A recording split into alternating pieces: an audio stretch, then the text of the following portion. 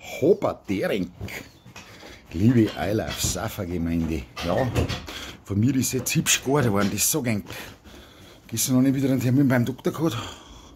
Was hat der Pfladerling gesagt? Ich sollte ein wenig saufen.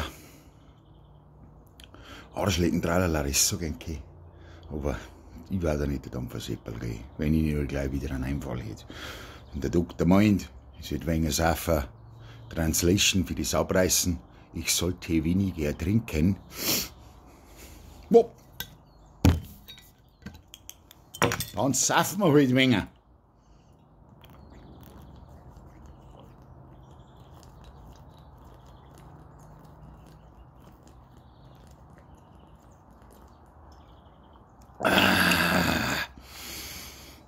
In diesem Sinne,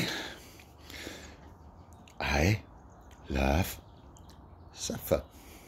Für dich.